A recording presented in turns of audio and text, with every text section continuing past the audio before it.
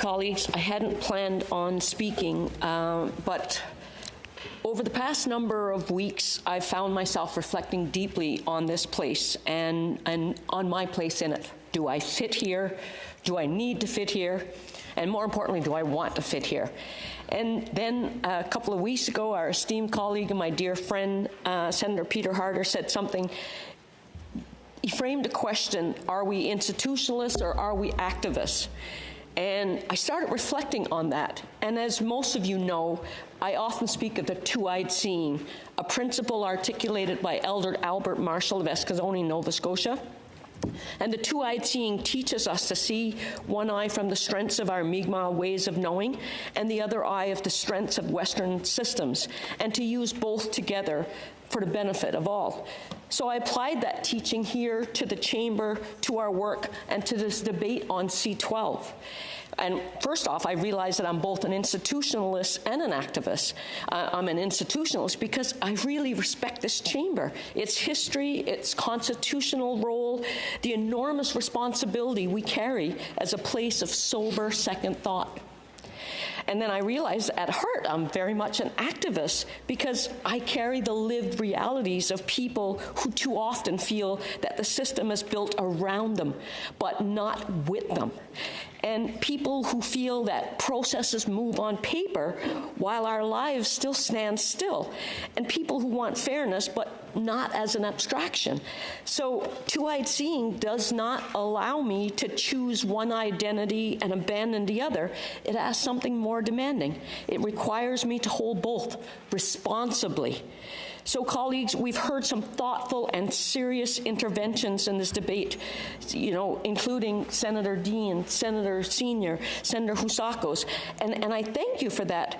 But I also want to speak not only about the provisions before us, but about the posture we bring to our scrutiny, because posture shapes outcomes.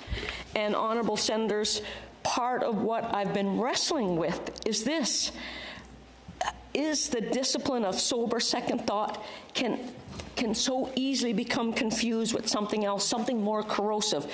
I don't like always speaking from the deficit. Our role is to examine, to test, to probe, to improve. But scrutiny doesn't require cynicism, and rigor doesn't demand distrust. We can carefully study something without starting from the deficit, that there's something wrong, that there's something suspect.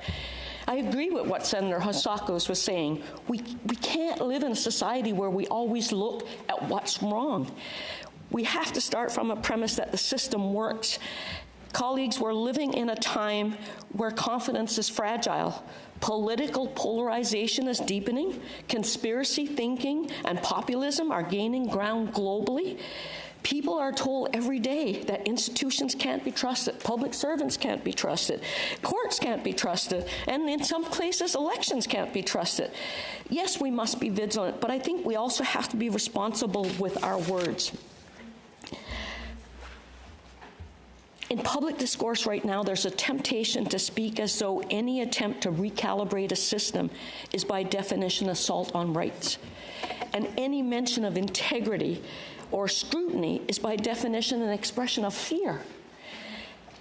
I don't subscribe to those views. That does not, my two-eyed seeing, that's not kind of an absolutionism that I hold.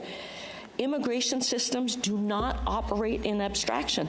They operate within finite administrative capacities in complex geopolitical times and increasingly global displacement. They operate in our communities, real communities, that must plan for housing, that must plan for health care, that must plan for schooling and settlement supports.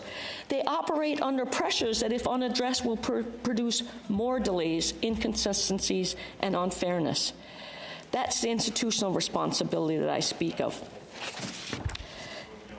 Senators, I know I'm running out of time, sorry. A restructuring of timelines is not automatically a denial of rights. An effort to close gaps and inconsistency is not automatically an attack on compassion. An existence of discretion is not automatically a power grab. Discretion exists throughout our whole statutory frameworks.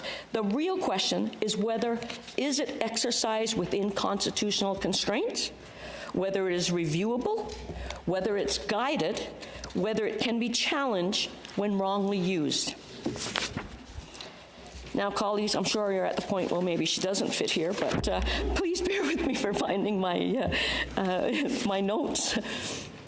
Supporting this bill to me means not abandoning compassion. It does not mean dismissing human dignity. It means I'm persuaded that on balance, this legislation remains within the bounds of fairness and responsibility, and that maintaining a credible functioning system is in itself an act of protection, which is our role and our responsibility. Because when the system collapses, it's actually the vulnerability that is the ones that are left in the ruins. So perhaps, back to our colleague and my friend, Senator Harder, perhaps the question Senator Harder posed, are we institutionalists or are we activists, was never meant as a choice. Perhaps it was an invitation to remember that institutions exist to serve people. And activism, at its best, seeks not to burn down legitimacy, but to bring justice within it. Two-eyed seeing teaches me that our task is not to choose between compassion and structure.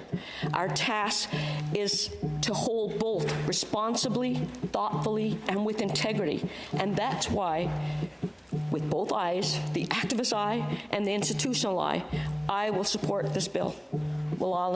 Merci, thank you.